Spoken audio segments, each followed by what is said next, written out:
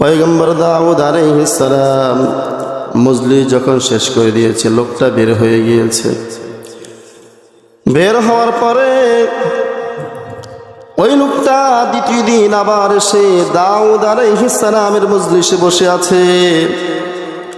দ্বিতীয় দিন আবার যখন আজরাইল এসেছে, আসার পরে দাউদ আলাইহিস সালাম জিজ্ঞেস করে, ও আজরাইল, তুমি না বলেছো এই লোকটা কিছুক্ষণ পরে মৃত্যু হবে, কিন্তু এখনো পর্যন্ত সে আমার দরবারে বসা, আজকেও তো সে আমার দরবারে এসে হাজির, অথচ গতকালকে তুমি তো বলেছ লোকটা কিছুক্ষণ পরে মারা যাবে।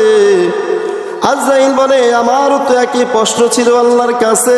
সুবহানাল্লাহ, আমিও তো একই প্রশ্ন করেছিলাম, আল্লাহ কি আল্লাহ, এই বান্দা কেন এখনো জীবিত আছে? আমি যখন হাত মেরেছিলাম, আমি যখন থাবা মেরেছিলাম লোকটাকে বিদায় করে দেওয়ার জন্য, সাথে সাথে আল্লাহ রাব্বুল আমিন আমাকে ডাক দিয়ে বলছে, আজরাইল থামো, খবরদার, আমার এই বান্দাকে আমি হায়াত বৃদ্ধি করে দিয়েছি, আমার এই বান্দাকে তুমি এখন মরণ দিও না। বলে, কেন?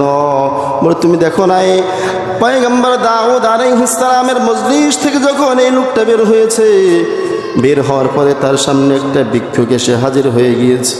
ভিক্ষুক এসে হাত বাড়িয়ে বলছে, হে আল্লাহর বান্দা, আল্লাহর জন্য আমাকে কিছু দান করো।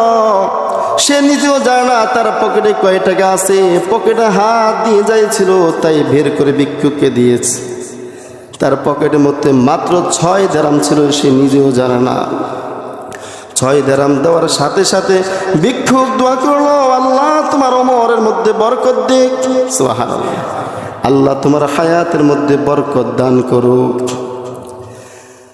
আল্লাহ রাব্বুল আমিন বলে, আজরাইল, আমি আল্লাহ যদি তাকে দিতাম তাহলে 6 দিরহামের পরিবর্তে 60 দিরহাম দিতাম। মান জাআ বিল হাসানাতি আশরু আমসালিহা, আমি আল্লাহ যদি বান্দাকে দিতাম তাহলে 6 দিরহামের বিনিময়ে 60 দিরহাম দিতাম। কিন্তু ভিক্ষুক দোয়া করেছে, আল্লাহ তোমার হায়াতের মধ্যে বরকত দিক। এজন্য আমি আল্লাহ আমার এই বান্দার হায়াতের মধ্যে 6 দিরহামের বিনিময়ে 10 দিয়া 60 বছর হায়াত বৃদ্ধি করে দিয়েছি।